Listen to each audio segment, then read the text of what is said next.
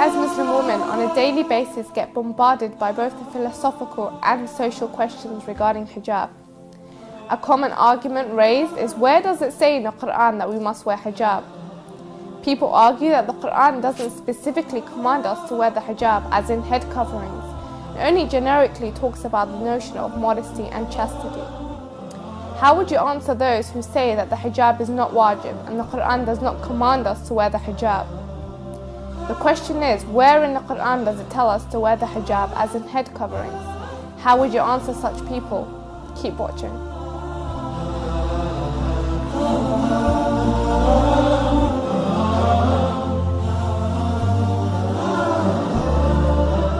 When studying the Quranic revelations, one thing stands clear, that the Quran does command us to wear the physical hijab as in our physical head coverings. To name a few, Surah An-Nur verse number 30 and 31 and Surah Al-Hijab verse number 53 and 59 are prime examples of this. But before someone comes and interprets or analyzes these Quranic verses, a few points must be considered. Scholars of tafsir and students of tafsir all know that a few points must be considered, and you must obtain knowledge in a few areas before someone comes and analyzes Quranic verses. Let's analyze these points. Number 1, one must have knowledge in Islamic jurisprudence. Number 2, one must have knowledge in Arabic grammar. Number 3, one must have knowledge in narrations in hadith. Number 4, one must have knowledge in pre-Islamic Arabian culture. And number 5, one must have knowledge in pre-Islamic Arabian poetry. Once someone has grasped these 5 aspects, then they can come forward and analyze these Quranic verses. So now let's move on to the Quranic verses which talk about hijab. And we see in Surah An-Nur, which is Surah 24, verse number 31, it says, "And tell the believing women to cast down their looks and to guide their private parts, and to not display their ornaments except what seems present."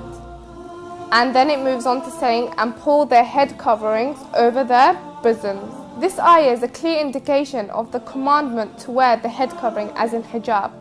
The word khumur is used.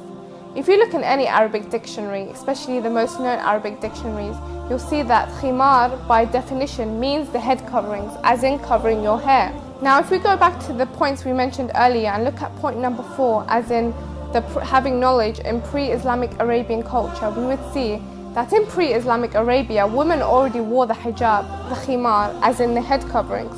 But what they used to do is they used to take the 2 ends of their hijab and tie it backwards, in a sense revealing their necks, their ears and their chest. So when this verse was revealed, Surah An-Nur verse number 31, Allah says, "Pull your head coverings over your bosoms." It's a clear indication which commands us to wear the head coverings and also cover our chest and neck. If we look at any educational institute or working environment, and we see on their policy it says, "All shirts must be tucked in." The order indicates that the individual is already wearing a shirt, but is ordering them to tuck it in. We see in this Quranic ayah that the Quran orders a woman to tuck her head coverings over her bosoms, indicating that the woman is already wearing a head covering, but she must also cover her bosoms, as in her chest. So if anyone asks you, where in the Quran does it tell a woman to cover her hair or to physically cover herself, you can answer them with these points. As the Quran does clearly mention the word khimar, as in head coverings, covering your hair, and also tells us to cover ourselves physically, and also talks about this social hijab. Join me next time for more educational videos where we address the questions directed at women, and the answers and the ways we can tackle these questions. وقل للمؤمنات يغضضن من أبصارهن ويحفظن فروجهن ولا يبدين زينتهن إلا ما ظهر منها وليضربن بخمرهن على جيوبهن